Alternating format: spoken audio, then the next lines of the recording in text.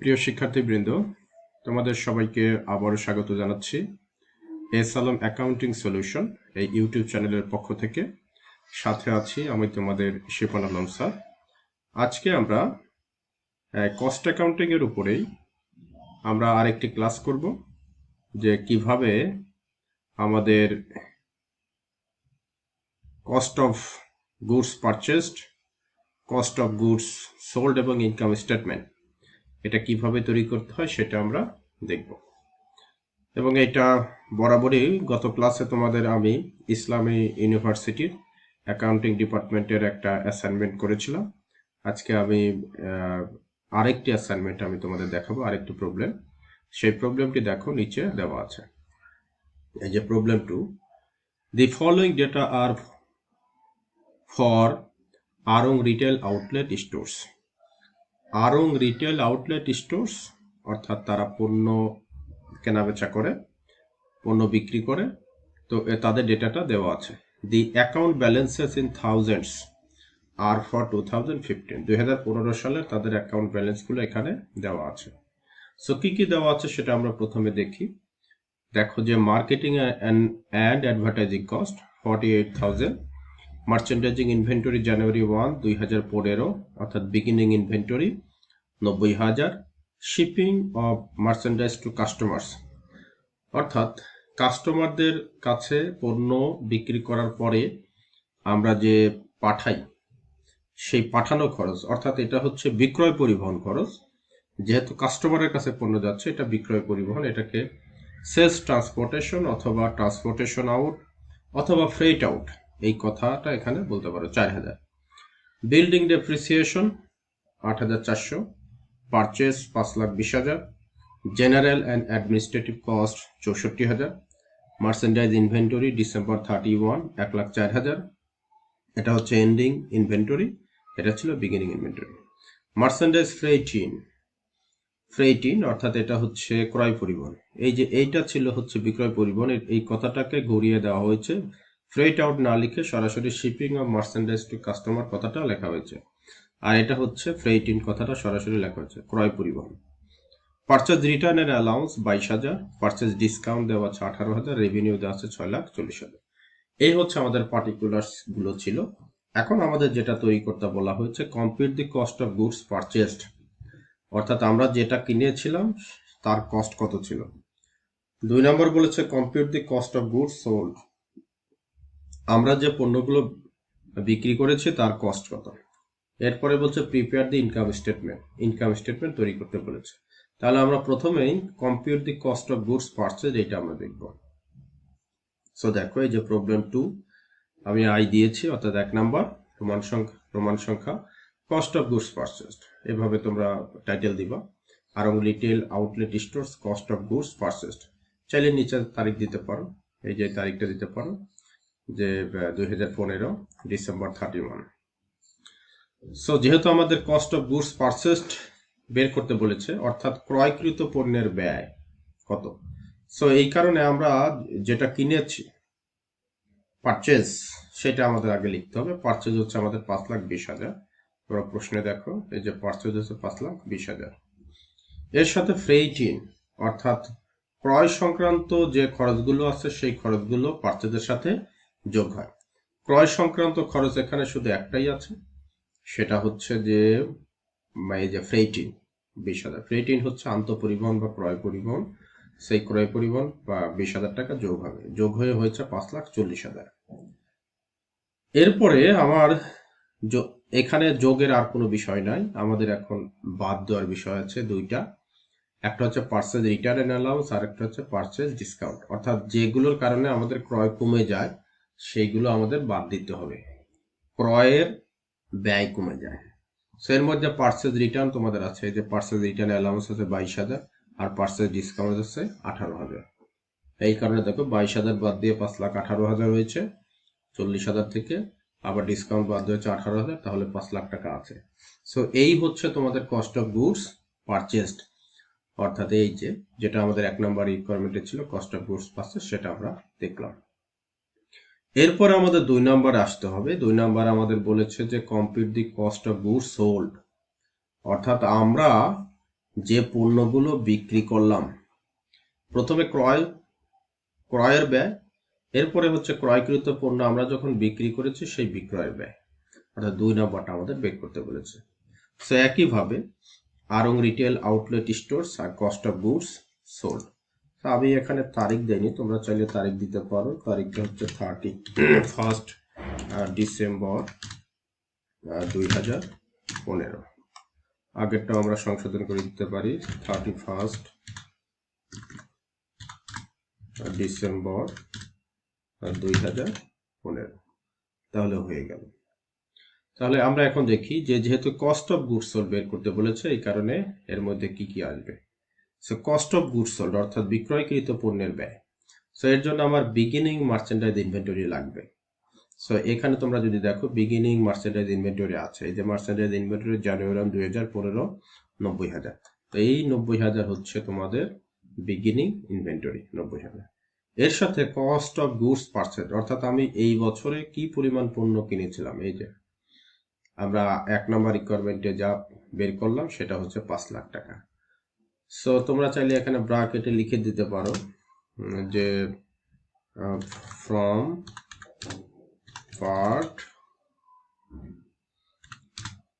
Part I, এটা তোমরা চাইলে লিখে দিতে পারো। 1 নম্বর অংশ থেকে আমরা পেয়েছি কস্ট অফ গুডস পারচেজ হচ্ছে 5 লাখ।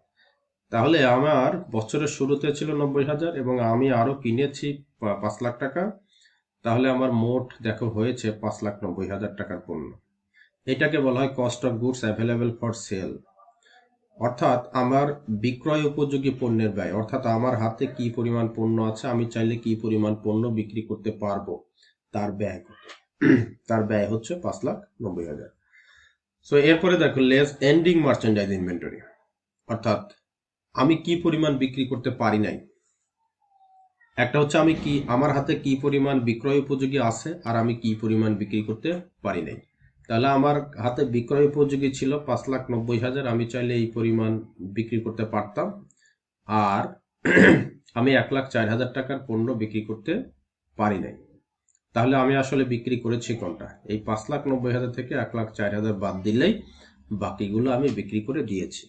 তাহলে যে পণ্যগুলো আমি বিক্রি করলাম তার ব্যয় কত, এই যে 5,90,000 থেকে 1,04,000 বাদ দিলে 4,86,000 টাকা। এইটাই হচ্ছে তোমার কস্ট অফ গুডস সোল্ড, অর্থাৎ যে পরিমাণ পণ্য আমরা বিক্রি করলাম তা উৎপাদন করতে অথবা তা কিনতে কি পরিমাণ ব্যয় হয়েছে, সেটাই হচ্ছে আমাদের কস্ট অফ গুডস সোল্ড। তো এই যে কস্ট অফ গুডস সোল্ড আমাদের 2 নম্বর সেকশন হয়ে গেল। এরপরে আমাদের 3 নম্বর সেকশনে বলা ছিল, 3 নম্বর পার্ট, যে প্রিপেয়ার দি ইনকাম স্টেটমেন্ট। আমাদের ইনকাম স্টেটমেন্ট তৈরি করো। সো এই ইনকাম স্টেটমেন্ট আমরা এখন তৈরি করব। আমাদের 3 নম্বর পার্ট দেখো যে এই যে, সো এটা হচ্ছে ইনকাম স্টেটমেন্ট হবে preparing income statement, preparing income statement হবে। সো এখানে তোমরা তারিখটা দিয়ে দাও যে 31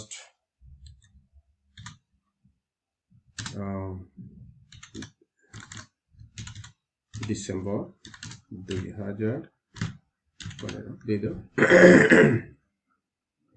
সো ইনকাম স্টেটমেন্ট তৈরি করতে গেলে আমাদের প্রথমে যেটা লাগবে সেটা হচ্ছে রেভিনিউ। তোমরা এখানে দেখবা যে রেভিনিউ, এই যে রেভিনিউ দেওয়া আছে, এটা আসলে সেলস রেভিনিউ, যেহেতু এটা পণ্য এই কারণে sales revenue. So sales revenue 6,40,000। এরপরে আমরা যেটা করেছি যে less cost of goods sold, অর্থাৎ বিক্রিত পণ্যের ব্যয়, এটাও তোমরা দিয়ে দিতে পারো। এখানে উল্লেখ করে দেবা যে ফ্রম পার্ট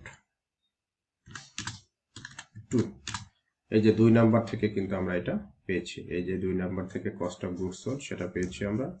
চাইলে এখানে অন্য একটা কালার দাও যাতে বুঝতে পারো যে এখানে, আমি এখানে এটা দিলাম, এখানে আমি এটা দিয়ে দিই। তাহলে পার্ট 2 থেকে আমরা পাচ্ছি কস্ট অফ গুডস সোল্ড, সেটা হচ্ছে আমার 4,86,000 টাকা।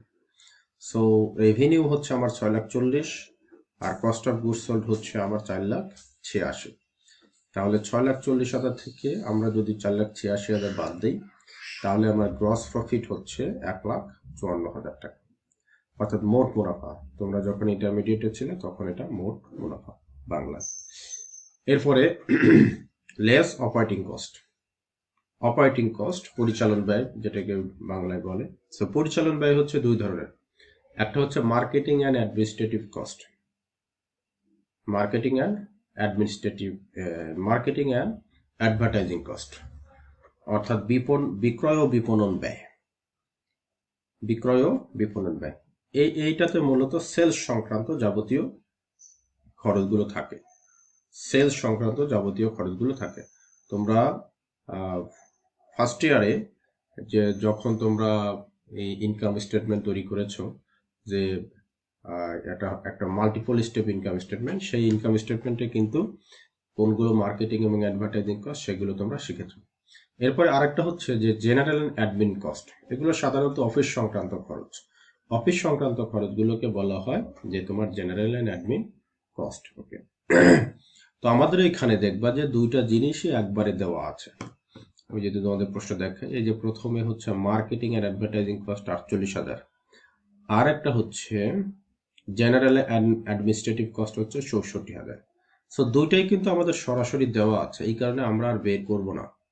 এই কারণে যে মার্কেটিং অ্যান্ড অ্যাডমিনিস্ট্রেটিভ কস্ট 48,000 আর জেনারেল অ্যাডমিন কস্ট সেটা হচ্ছে 64,000। দুইটা মিলে হয় হচ্ছে 1,12,000 টাকা। এই অপারেটিং কস্ট আমার গ্রস প্রফিট থেকে বাদ দিলে, যেহেতু আর কোনো বিষয় নাই, এই কারণে সরাসরি আমরা নেট প্রফিট পেয়ে যাব।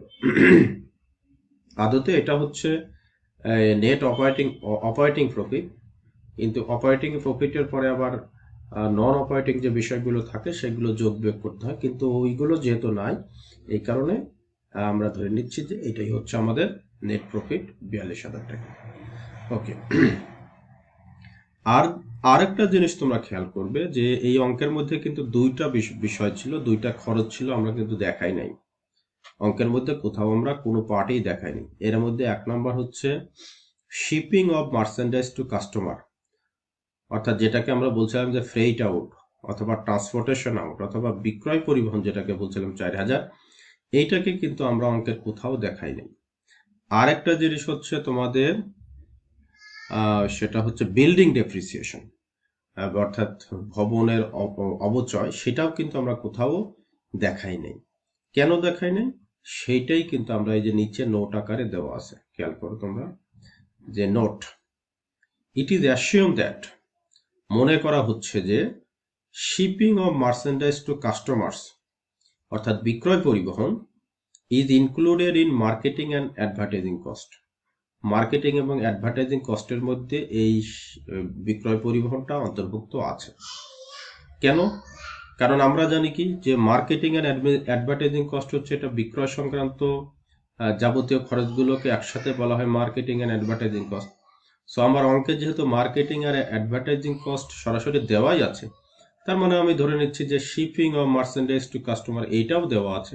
যেহেতু অঙ্কে পরিষ্কার করে কিছু বলা নাই, সেহেতু আমরা ধরেই নিতে পারি যে এই টাকাটাও এর মধ্যে অন্তর্ভুক্ত করা আছে। তাহলে কেন এখানে দেওয়া আছে?